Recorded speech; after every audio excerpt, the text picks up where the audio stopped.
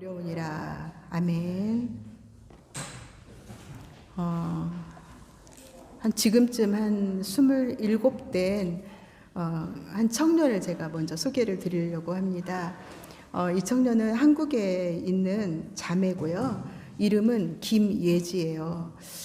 이 친구는 태어나면서부터 한 번도 본 적도 없고 한 번도 들은 적이 없습니다.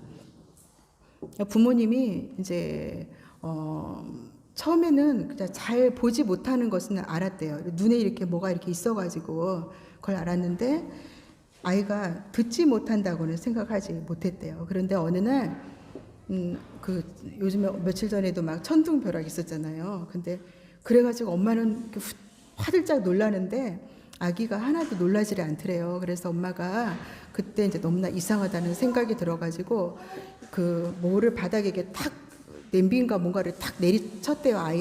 아이 옆에서.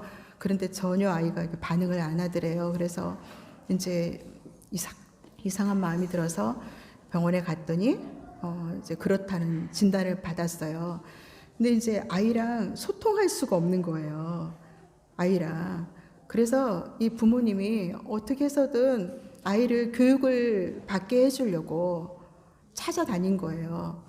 그런데 이제 어느 곳에 가면 시각장애인들을 위한 그러한 교육시설이 있고요. 그 다음에 또 다른 곳에 찾아가면 청각장애인들을 위한 교육시설이 있는 거예요. 시청각 그런 어떤 장애를 가진 아이들을 이렇게 교육할 수 있는 그런 학교가 이 어머니가 찾아왔을 때에는 한국에는 아예 없었다는 거예요. 그래서 이 아이는 자기 혼자만의 그 세계에 있어요. 이제 아이가 아니죠. 점점 커서 이제 나이로 25살이 그때 제가 봤을 때가 넘었으니까. 그러니까 만약에 이 친구가 그렇다고 해서 이 친구가 배고프지 않고 자기가 하고 싶은 게 뭐 있지 않고 그런 게 아니잖아요. 근데 그런 의사 표현을 어떻게 해야 될 줄을 모르는 거예요.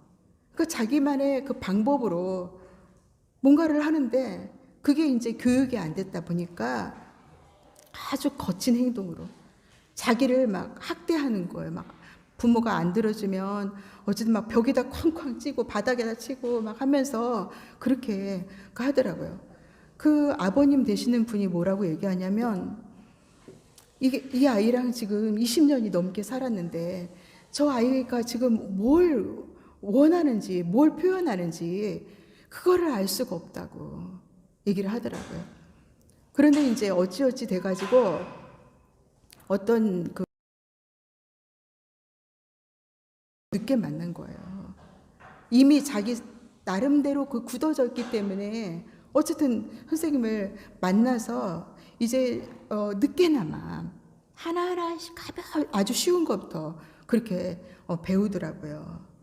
근데 이제 우리 한국에도 2018년부터 주혜선 박사라는 박사님이 이제 몸집 언어로 그런 중증 장애인 아이들과 이렇게 소통할 수 있는 그런 것들을 이렇게 만들어 가지고 이렇게 내놓았더라고요. 늦게나마. 근데 이제 이 시청각에 대해 이렇게 어려움을 겪는 그런 분들을 위한 그런 단체가 있더라고요. 거기에 대표이신 분이 계신데 조원석이라고 그 대표께서 뭐라고 말씀하시냐면 우리 한국 사회에서는 누구죠? 헬렌 켈러나 설리번 이런 분들은 알지만 들리지 않고 데프 블라인드는 모른다. 그래서 자기는 이것을 진짜 많이 먼저 알리는 것이 자기의 할 일이다라고 그렇게 얘기를 하시더라고요. 만약에 이 친구도 정말 이 아이의 그런 어려움을 도와줄 수 있는 그러한 진짜 설리번 같은 그런 선생님을 조금 일찍 만났더라면 이런 아쉬움들이 이 엄마한테 부모님한테 너무너무 이제 많이 있으시더라고요. 사랑하는 여러분, 오늘 우리는 16절에 이렇게 정말 뭔가 선생님을 찾아 나온 한 젊은이를 만나볼 수가 있습니다. 16절 말씀에 보니까 어떤 사람이 주께 와서 이르되 그랬잖아요. 근데 이 말씀이 이 마가복음에도 누가복음에도 기록이 되어 있는데, 이 다른 성경에서는 어떤 젊은 사람, 그리고 또 청년, 오늘 말씀에도 보면요 20절에 그 청년이 이르되, 그 청년이라고 되어 있어요. 그렇죠? 그리고 또 다른 말씀에서는 지도자, 부자 이렇게 돼 있어요. 그러니까 이런 말씀을 통해서 이 친구가 어떤 분인지를 이렇게 생각해 보면 이제 좀 뭔가 그 나이에 지도자가 된 거예요. 뭔가 사람들을 이렇게 지도할 만한, 그렇죠? 거기에다가 부자예요. 성경 보면 그냥 부자가 아니에요. 그냥 여러분은 명함도 못 냅니다. 큰 부자. 혹시 여러분 다 숨겨둔 큰 부자 혹시 있으신지는 모르겠지만 큰 부자라고 이렇게 돼 있어요. 어쨌든 그런데 이 친구가 지금 예수님께 왔어요. 주께 와서 이르되, 그렇잖아요. 근데 여기서는 그런 사람이 예수님 찾으러 왔나 보다 이렇게 볼 수 있지만, 이 다른 말씀들에 보니까 마가복음에서는 뭐라고 말했냐면요. 근데 예수님께 지금 뭔가를 묻는 거예요. 주께 와서 이르되, 그랬죠? 그리고 뭐라게요? 선한 선생님이여, 선생님이여 그랬어요. 말씀에 선생님이여, 내가 무슨 선한 일을 하여야 영생 얻으리까? 선한 선생님이여. 이 선한 선생님이라고 하는 것을 보면 어떤 예수님에 대한 그런 존경과 그런 것들이 이 사람 안에 있다는 거예요. 근데 이 친구의 그 예수님께 온 이런 그 이유나 그리고 여러 가지 그 정황들을 보면 바리새인들이 예수님께 왔던 그 모습하고 달라요. 바리새인들은 어떻게 왔어요? 속에 색안경을 끼고 가서 진짜 저 예수님한테 한번 이렇게 해가지고 예수님을 그 함정에 좀 빠뜨려야 되겠다. 시험하고, 그리고 이렇게 물었거든요. 마음은 그게 아니었어요. 정말 예수님의 그런 존경함이 있는 그런 마음을 가지고 예수님께 이렇게 찾아왔던 거예요. 근데 우리가 여러분 이 말씀을 이제 계속 보니까 17절 말씀에 이제 예수님과 이 청년과의 그런 대화들이 지금 이어지고 있죠. 이 청년이 한 말은 선생님이여, 내가 무슨 일을 하여야 영생을 얻으리까? 그리고 예수님께서는 17절에 어찌하여 선한 일을 내게 묻느냐? 선한 일은 오직 한 분이시니라. 네가 생명에 들어가려면 계명들을 지켜라. 이렇게 말씀하셨어요. 그리고 그 계명이 어떤 계명이냐 하면 보세요. 18절에 살인하지 말라, 간음하지 말라, 도둑질하지 말라, 거짓 증언하지 말라, 네 부모 공경하라, 네 이웃을 네 자신과 같이 사랑하라. 이렇게 지금 예수님이 말씀하신 거죠. 그러니까 이 청년이 뭐라겠어요? 이 모든 것을 내가 지켰다라고 한 거예요. 다른 성경에서는 뭐라고 말했냐면 내가 어려서부터 이것을 지켰다고 말한 거예요. 보세요, 여러분. 정말 반듯한 청년 같죠? 그렇죠? 지금 남 보기에도 막 훌륭해요. 여러분 그런 사람 있으면 그렇게 되고 싶지 않아요? 그렇잖아요. 그리고 그럼에도 정말 경건했어요. 어려서부터 그것도 다 이렇게 지켰어요. 그 아마 유대 사회에서 그랬을 거예요. 사람들이 와 진짜 우리 아들이 진짜 저렇게 됐으면 좋겠다. 야, 저 형 좀 봐. 와, 나도 진짜 저렇게 내 인생을 한번 저렇게 살았으면 좋겠다. 그런 마음이 아마 저절로 생겼을 수 있을 것 같아요. 그렇죠? 이게 바로 오늘 예수님을 찾아온 그러한 20절에 그 청년이 이르되 이 모든 것을 내가 지키었사온데 아직도 무엇이 부족하니까 이렇게 말하고 있죠. 다 지켰대요. 다 지켰는데 아직도 내가 뭐가 부족하냐고, 나한테 뭐 부족한 게 있냐고 물어봐요. 이게 어떤 느낌에서 이렇게 말했을까요, 여러분? 어떤 느낌이냐? 자신감? 그럴 수도 있죠. 내가 다 지켰습니다. 아니, 내가 더 뭐가 부족해요?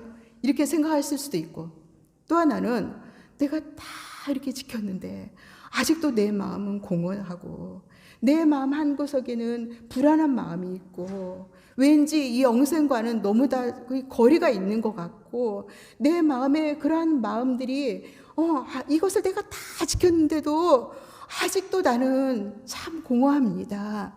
내가 뭘 더 지켜야 될까요? 이런 마음이 있었을 수도 있습니다. 그런데 우리가 생각해 볼 것은 우선 이 청년은 잘 찾아왔어요. 그렇죠? 예수님에게 지금 찾아온 거잖아요. 우리가 어떤 공허할 때, 인생에 어떤 그 어려움이 있을 때 우리가 다른 것들을 찾아갈 수도 있어요. 그렇죠? 근데 이 친구는 그래도 이 하나님의 계명을 지키고 겉으로 볼 때 참 경건한 삶을 살았기 때문에 그 예수님에 대한 소문을 듣고 그래도 선생님이신 예수님께 이렇게 찾아온 것 같아요. 그래서 여러분, 첫 단추를 이 친구가 어쨌든 이렇게 잘 맞췄어요. 이 예수님께 지금 찾아온 거예요. 그런데 우리가 16절에 본 것처럼 이 친구의 고민은 뭐예요? 선생님, 내가 어떻게 해야 영생을 얻을 수 있습니까? 이 친구가 아직 나이도 어린데 하늘나라 가려면 아직 멀었을 텐데 이 나이에 이런 얘기해야 되나?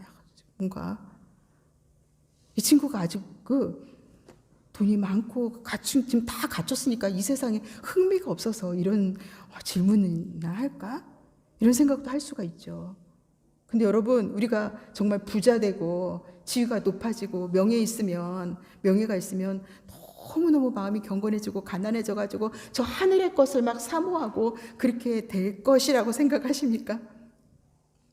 아마 이 세상에서 다 갖추었을수록 있잖아요.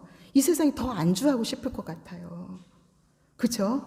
이 세상이 더 오래 살고 싶을 것 같고요. 이 세상에서 좀 더 많이 누리고 더 많이 있잖아요. 자기의 이름을 좀 날리고 싶고 자기의 그런 의를 따라서 정말 뭔가를 해보고 싶은 마음이 그 마음에 많이 있을 것 같은 마음이 들더라고요. 근데 이 친구는 내가 무슨 일을 해야, 어떻게 해야 영생을 얻을 수 있습니까? 라고 그렇게 지금 얘기하고 있는 거죠. 내가 지금 다 지켰습니다. 그런데 아직도 무엇이 부족합니까? 라는 거예요. 21절 말씀을 보세요. 예수께서 이르시되 네가 온전하고자 할진대 가서 네 소유를 팔아 가난한 자들에게 주라. 그리하면 하늘에서 보화가 네게 있으리라. 그리고 와서 나를 따르라 그랬어요. 여기 21절 말씀에 보면 예수께서 이르시되라고 이렇게 되어 있잖아요.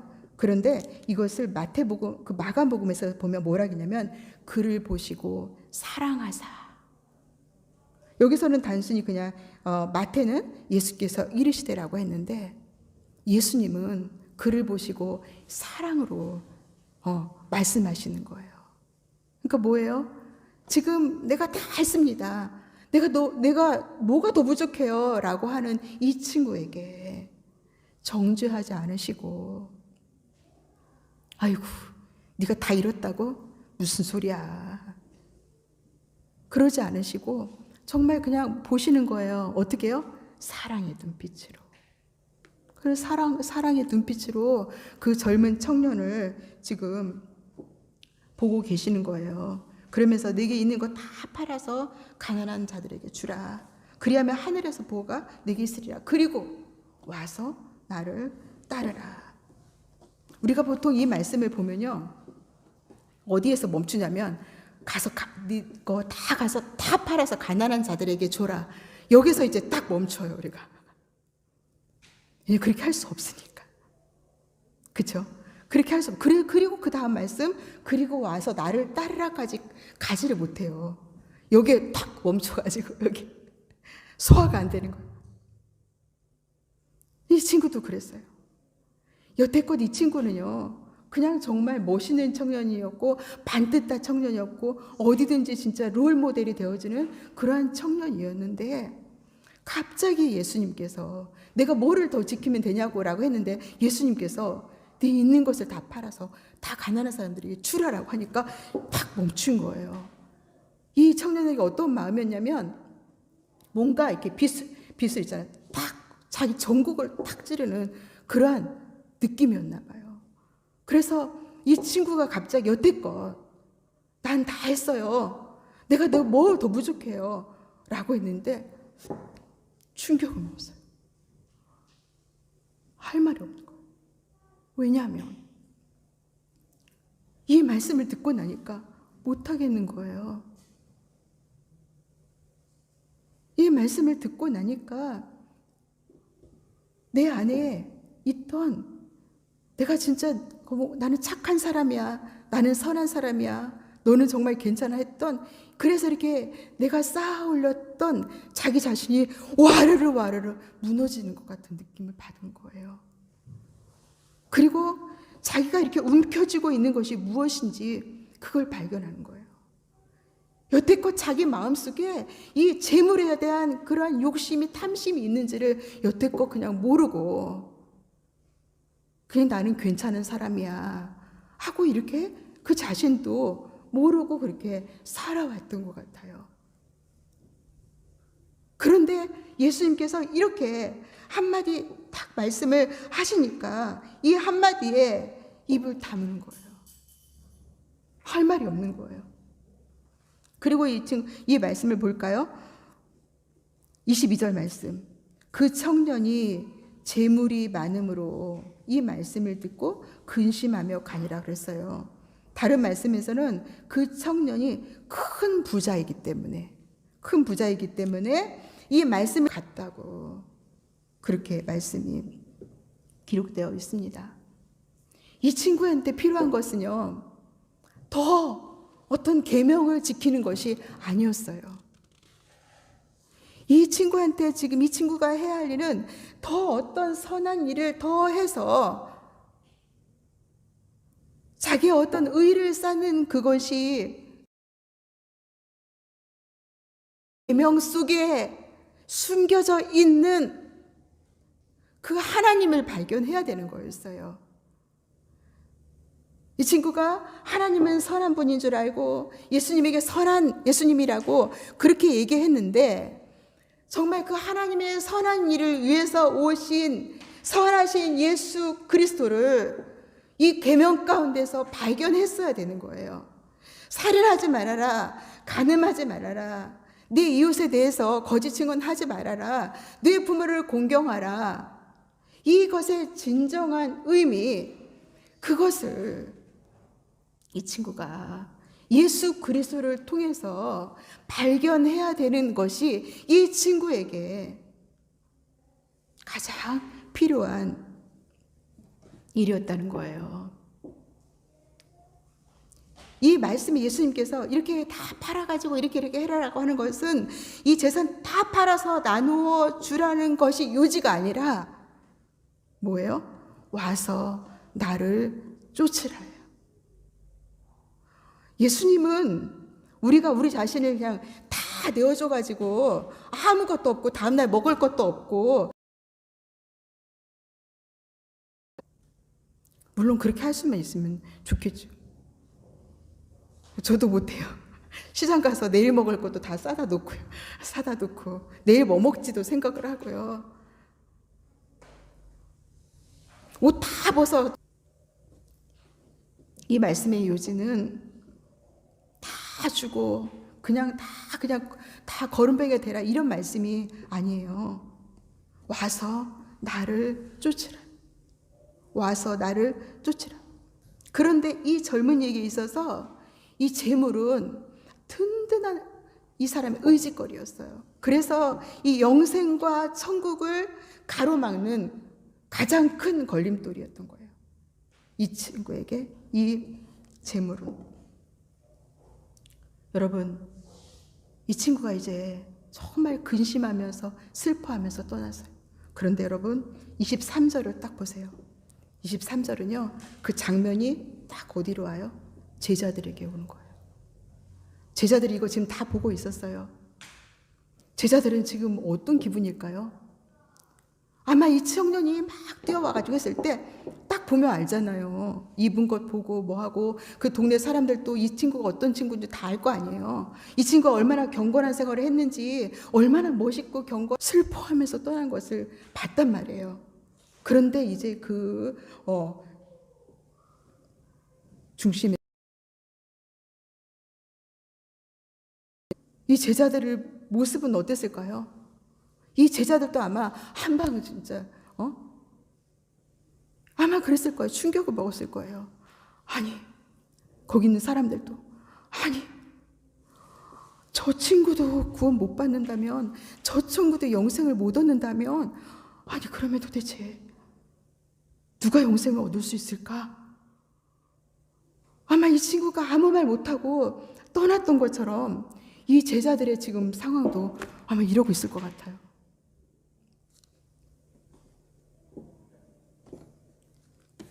그때 예수님께서 말씀하셔요. 23절에 예수께서 제자들에게 이르시되 내가 진실로 너희에게 이르노니 부자는 천국에 들어가기가 어려우니라. 이렇게 말씀하셨어요. 여기서 부자는 재물을 의지하는 자를 가리켜요. 그런데 천국에 못 들어간다고 말씀하지 않으시고 천국에 들어가기가 어려우니라. 이 말씀은 들어갈 수도 있다는 거예요. 근데 어떻게? 아주 어렵게 들어간다는 거예요. 우리가 어떤 소화하기 어려운 그런 좋지 않은 음식이 있어요. 그런데 그것을 막 꾹꾹 먹으려면 너무 힘들어요. 그렇죠? 진짜 막 힘들어요. 그런 것처럼 부자는 천국에 들어가기가 어려우니라 라고 지금 예수님께서 이렇게 말씀하시는 거예요. 그 제자들이 생각하죠. 아, 진짜 그러면 도대체 누가 구원받을 수 있다는 거야. 그쵸? 제자들이 그렇게 오해해요. 이 말씀에 25절에 보면, 여기는 없는데 25절에 제자들이 듣고 몹시 놀라 이르되 그렇다면 누가 구원을 얻을 수 있습니까? 하고 제자들이 얘기해. 그런데 여러분, 우리 예수님은요, 아까 그 젊은 청년에게 그를 정말 사랑으로 바라보시고 그의 정말 그 궁금증에 정말 친절하게 나무라지 않고 이렇게 말씀해 주신 것처럼 정말 너무 좋으신 분들이에요. 우리 막 서로 다 알아요. 우리 학부모님들 다 알고 있고 우리 교회가 다 알고 있어요. 우리 선생님들 예수님을 닮아요. 예수님이 잘 이해하지 못하는 이 젊은 청년에게 그리고 제자들에게 어떻게 하셨나? 우리는 그냥 하늘에서 뚝 떨어진 그런 교사가 아니라 것처럼 그렇게 바라보고 그렇게 들으신 것처럼 들어주고 그리고 옳은 방향을 잘 가르쳐주고 이게 우리 교사들이 해야 할 일인 거죠.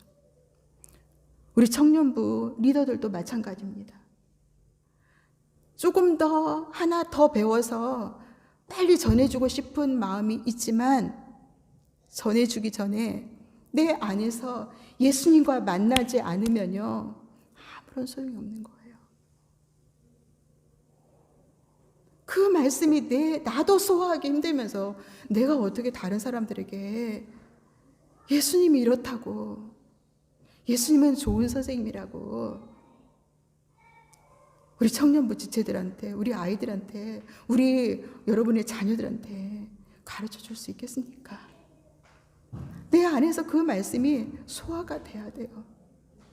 내 안에서. 그럼 소화하는 과정이 쉽지만 않아요.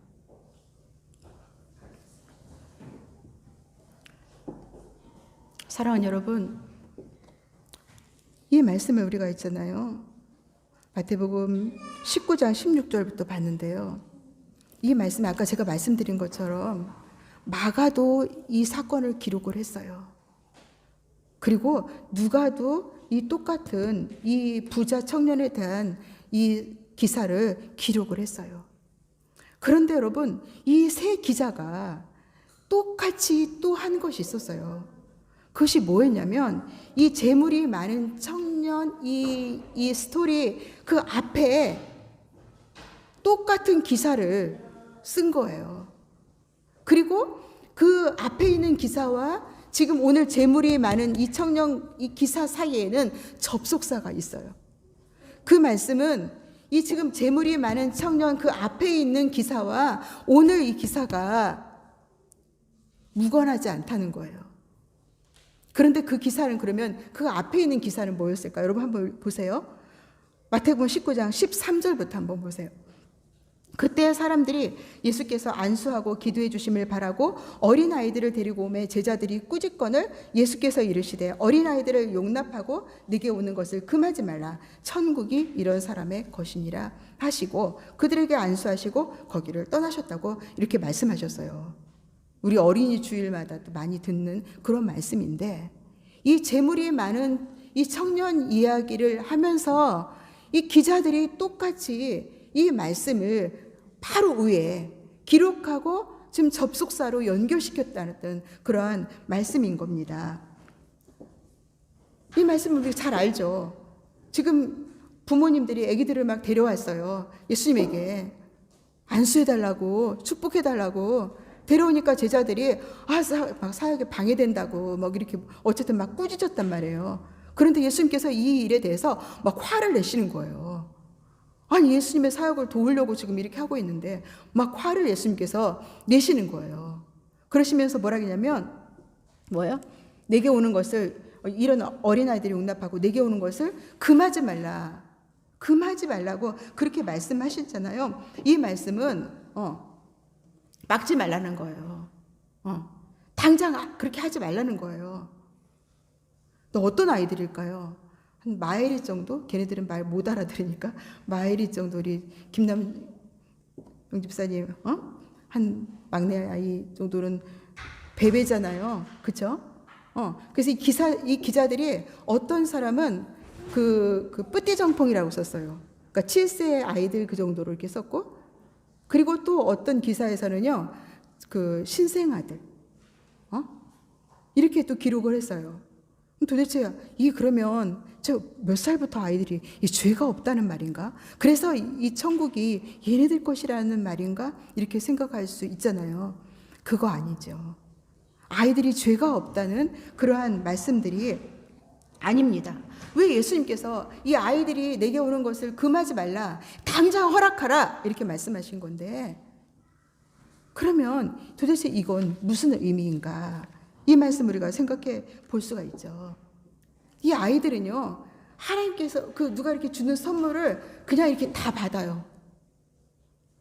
오히려 너무 잘 받아가지고 있잖아요.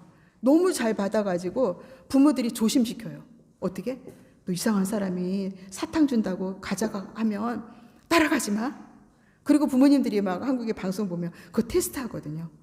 그 애들이 막 또 사탕에 많이 얘기해줬는데도 또 얘기 넘어가요.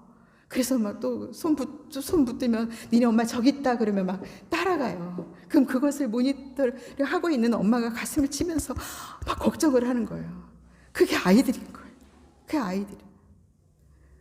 하나님이 이렇게 뭔가 이 하나님이 이렇게 마음을 열어놓으면 아이들은 그냥 가요. 그리고 뭐예요? 우리 엄마가 나를 못 안으면 어떡하지? 힘없어서? 그렇게 생각하지도 않아요. 그렇죠? 그냥 덥석 가는 거예요. 그게 어린아이와 같은 거예요.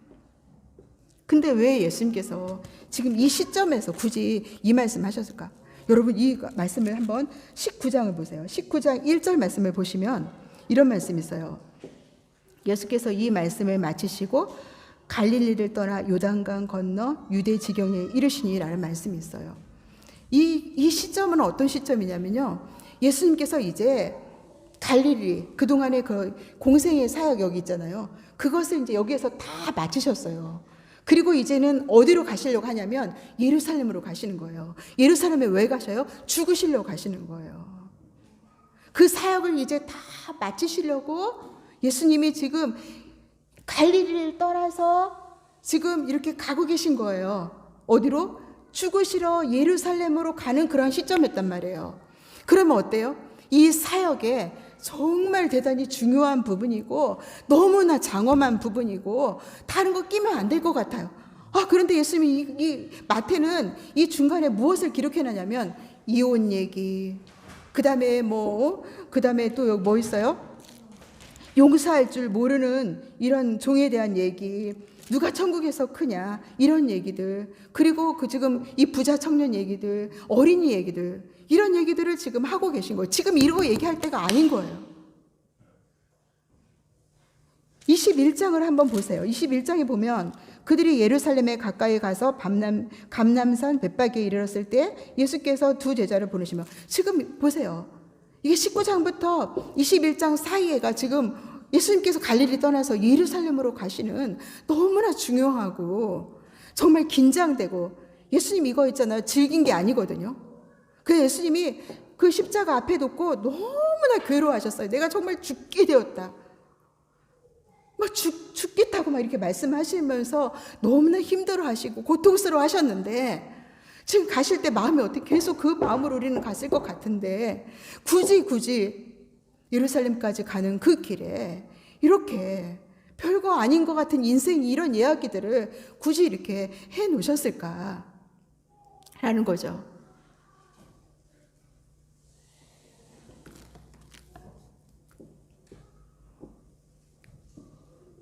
사랑하는 여러분, 오늘 이 말씀은요, 단지 이 부자 청년만의 이야기가 아니에요.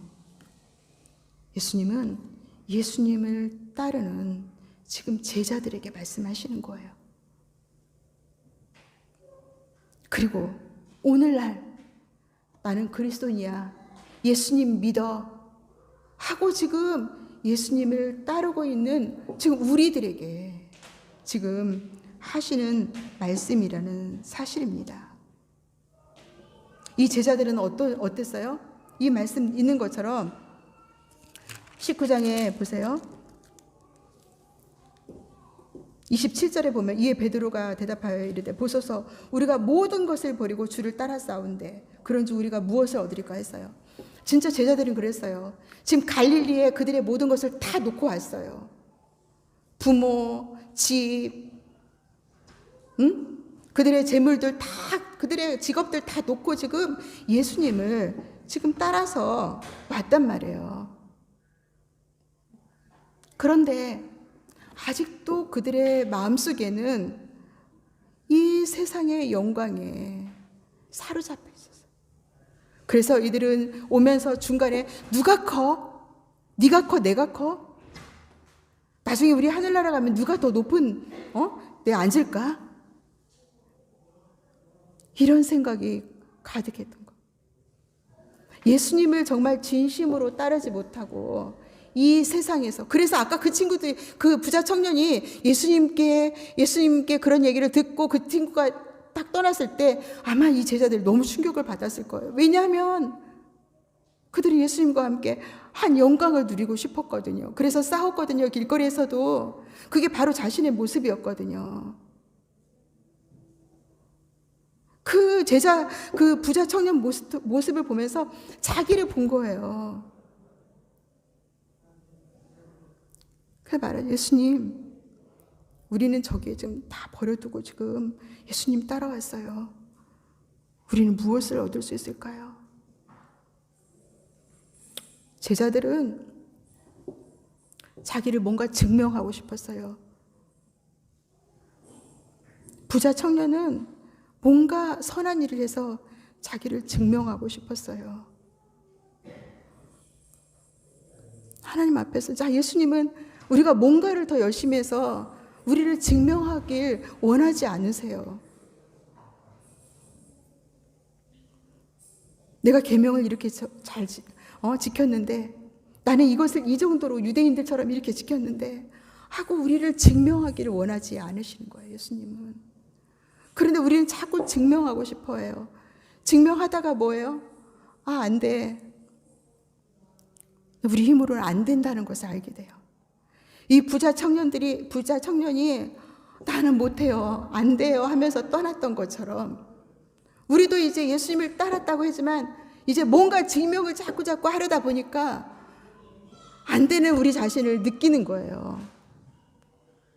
더 힘들게 또 느껴지는 거예요. 아니, 내가 예수님 이렇게 따랐는데, 내가 이렇게 예수님 믿는데 왜 하나님이 나 더 안 주시는 거지? 왜 이것을 해결해 주지 않으시는 거지? 왜 나는 더 의로워지지 않는 거지? 내 마음속에 있는 한켠에 있는 이 불안함은 뭐지? 이 공허함은 뭐지? 예수님을 따르면서 우리에게 있는 그러한 어려움들은 우리가 예수님한테 더 무엇을 받아야 되어지는 것이 아니라 우리에게 있는 것을 내어놔야 된다는 거예요. 우리의 발목을 잡는 것은 나는 이것도 없어요, 저것도 없어요, 이거 아니라 내가 지금 붙들고 있는 것, 내가 내려놓지 못하는 것, 내 물질, 내 젊음, 내 명예, 정말 반듯한 사람이 돼야 되고 뭔가 정말 좋은 일을 해야 되는데 이러한 것이 우리의 발목을 잡는다는 거예요.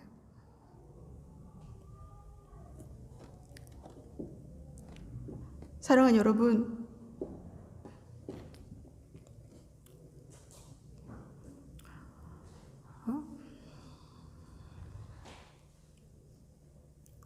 저는 처음에 이 본문을 이제 정하고 말씀을 준비하면서 제 자신한테 이게 말씀이 정말 딱 다가오는 말씀이 없어서 너무 고민이 되더라고요.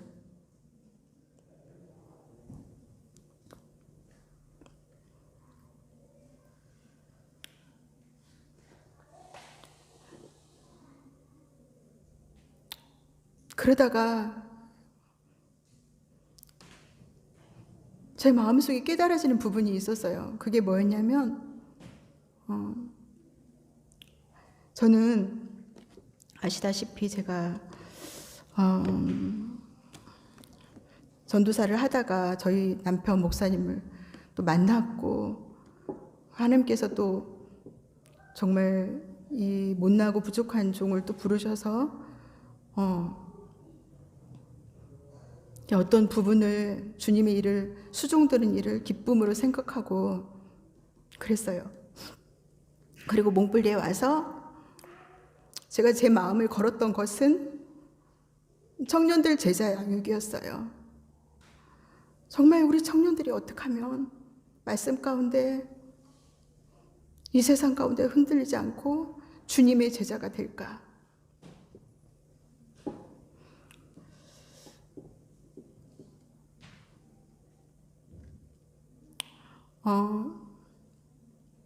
제 자신이 그렇게 정말 좋은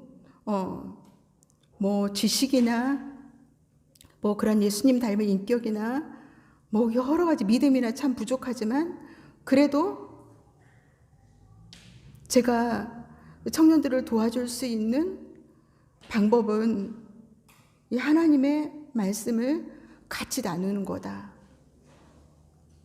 그 일에 저는 너무 감사했어요. 그런데 그런 가운데 또 하나님께서 저한테 이제 다시 또 신학을 하게 할 수 있는 기회를 주셔서 그냥 그 이끄심이 너무나 강력해서 거부할 수가 없었고 순종했어요. 근데 이제 갈수록 저한테 겁이 나는 거예요.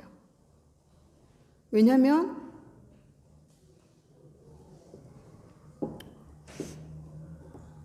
제가 이렇게 사역해온 것을 이렇게 생각을 돌아보니까 그러니까 제 힘으로 할 수 없다는 것을 더 이렇게 알게 되는 거예요. 내 힘으로는 사람을 변화시킬 수도 없다. 내 자신도 잘 변화되지 않는데. 그러니까 이 마음이 점점 많아지니까 내가 이제 진짜 자신이 없더라고요. 덜컥 겁이 나더라고요.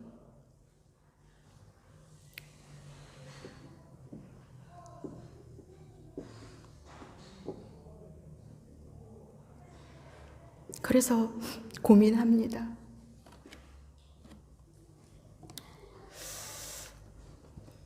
근데 이 부자 청년을 통해서 우리에게 정말 가르쳐 주신 것이 있다면 저는 이렇게 생각해요. 이 부자 청년이 자기의 그 갈증과 갈급함과 공허함과 그 불안함을 가지고 예수님께 나왔다는 거예요. 우리에게는 참 우리가 해결할 수 없는 많은 일들이 있다는 거예요. 그런데 그럴 때마다 다른 데 가지 마시고 예수님께 나가라는 거예요. 그냥 어떻게? 막 쫓아달라는 거예요. 그 길가에서. 그래서 예수님께 지금 꿇어 앉아 있거든요, 이 친구가. 그냥 예수님께 나가요, 계속. 그럼 예수님이 또 왔냐? 아직도 해결하지 못했냐? 그러지 않으신다는 거예요. 예수님께 계속 나가라는 거예요. 나가서 예수님께 계속 아뢰라는 거예요. 그리고 또 하나는 여러분 성경을 보세요. 26절 말씀 보면 이래요. 예수께서 그들을 보시며 이르시되 사람으로는 할 수 없으나 하나님으로서는 다 하실 수 있느니라. 이 말씀이에요. 제 마음을 사로잡은 말씀은 실은 이 말씀이었어요. 사람의 힘으로는 할 수 없다. 그 부자 청년이 못하는 거 그거 맞다. 너희들이 못하는 거, 너희들 힘으로 못하는 것 그거 맞다. 그렇지만 하나님은 하실 수 있다. 하나님은 하실 수 있다. 그런데 예수님이요, 그냥 우리를 단순히 위로하기 위해서 그냥 값싼 그냥 립서비스가 이 말은 아닙니다. 정말 이 말씀의 이 답 배후에는 뭐가 있냐면 피로 얼룩진 십자가가 있는 거예요.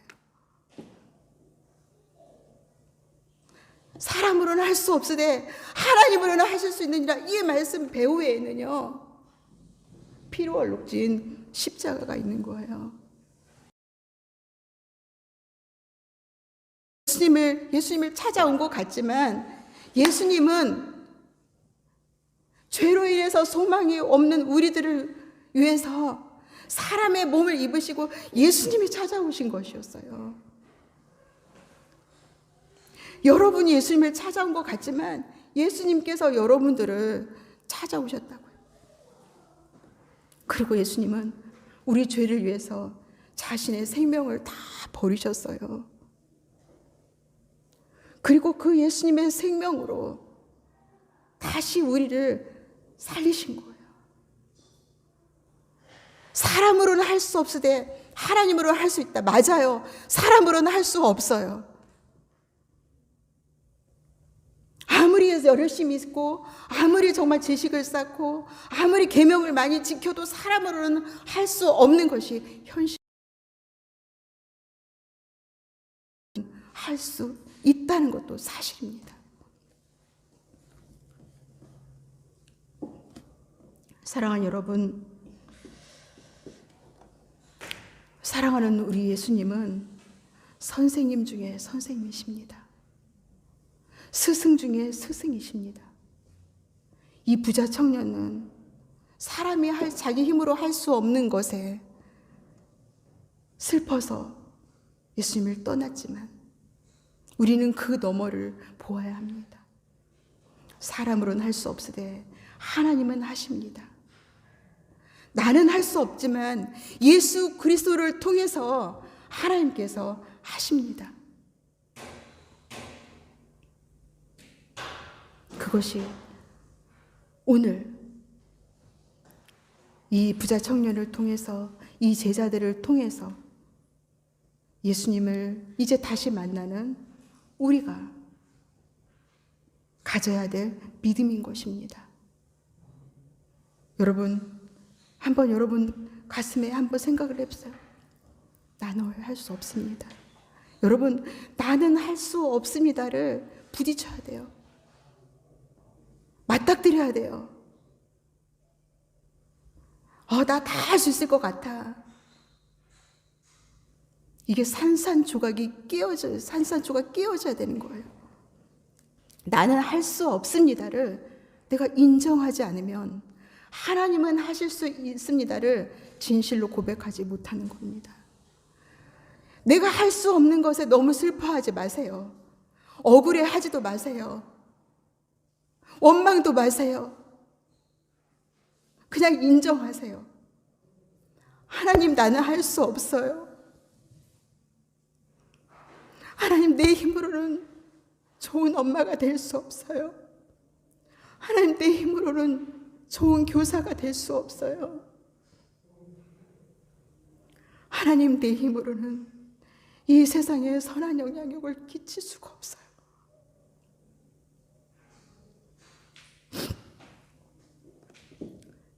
이 시간 여러분 같이 한번 우리 하나님께 고백하십시다.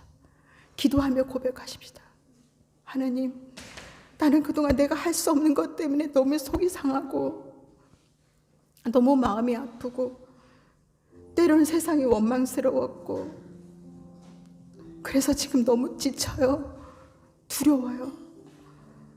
나에게서 영생이 멀어질까 봐.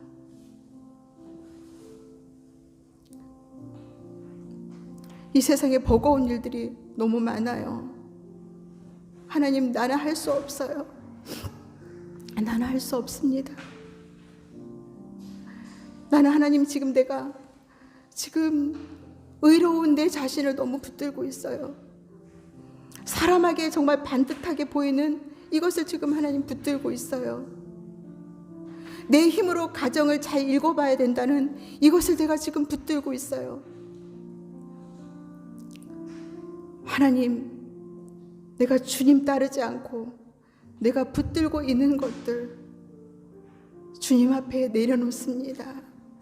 주님이 맡아주세요. 주님이 저 좀 도와주세요. 제가 믿음으로 주님 앞에 나아갑니다. 이 시간 같이 기도하십시다. 아버지,